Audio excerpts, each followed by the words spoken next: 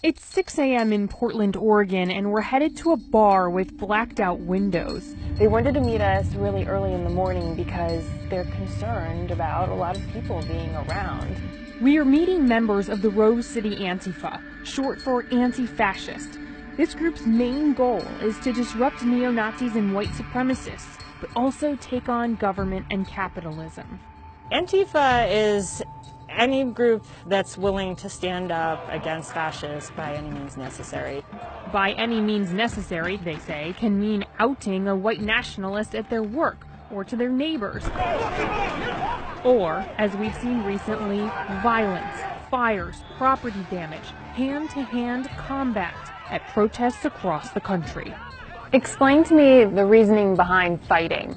You have to make it so unpalatable to be doing white supremacist organizing that they no longer want to do that. And historically, that's what's worked. You have to put your body in the way, and you have to make it speak in a language that they understand, and sometimes that is violence. What about people who will say that it is their right to free speech, even if it's hate speech? We do think that communities have the right to step in and say, no, this is not acceptable in our community. We will not stand for this. So there's an element of distrust of the government here, right? An element maybe of anarchism? People in our group come from across the left spectrum. We have people that are anarchists, we have people that are socialists, we even have people that are like liberals or social democrats. One of the principles is that you're not going to wait for the government to act. We don't rely on the cops or the courts to do the work for us. There's no firm number on how many Antifa activists there are in the U.S. because there isn't any one organization. Most are local groups that recruit and communicate through social media. But experts who track these organizations say their membership is growing in response to the rise of white national groups and the election of President Donald Trump. Violence and property destruction led to more than 200 arrests in Washington, D.C. on Inauguration Day. Prosecutors say they were wearing masks covered head to toe in black, a tactic the Antifa call black bloc. People dress in black bloc for a few things. One, Scott Crow has been leading anarchist and militant leftist groups for decades. so people put on the masks so that we can all become anonymous. And then therefore we are able to move more freely and do what we need to do, whether it is illegal or not. So some people will push back on that and say that the black bloc is to keep people from being identified and arrested when they break the law, when they commit crimes. Damn right. It's a good way to avoid the ramifications of law enforcement. It's also to avoid the far-right groups they're fighting and the harassment that each side often engages in. We saw that firsthand at a May Day protest in New York City. We cover our face because the Nazis will try to find out who we are. And that is a very bad thing because they harass people. They're the ones, they say that we're the evil ones.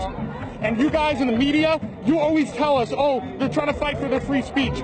We're trying to stop them from organizing. We're not trying to stop them from their free speech. Because when they organize, they kill people, they hurt people, they fight people. And we're the ones who are fighting back. They are the second coming of Hitler. Police in Berkeley told us they haven't seen this kind of destruction since the 1960s. Law enforcement in other cities are dealing with similar situations, like in Portland, Oregon, where Antifa have been involved in at least 10 protests ending in violence, according to police.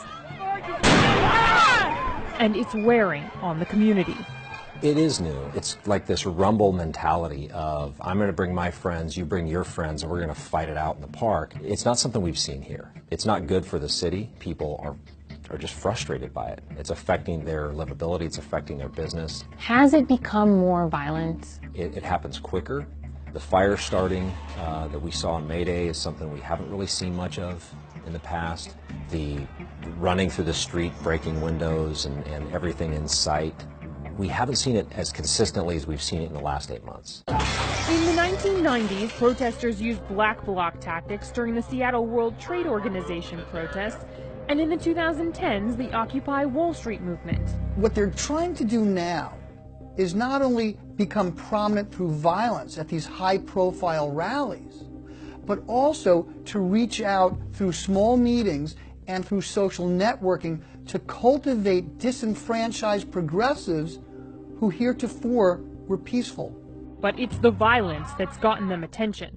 directly confronting groups that preach white nationalist rhetoric, like on Inauguration Day, when white nationalist Richard Spencer was punched in the face.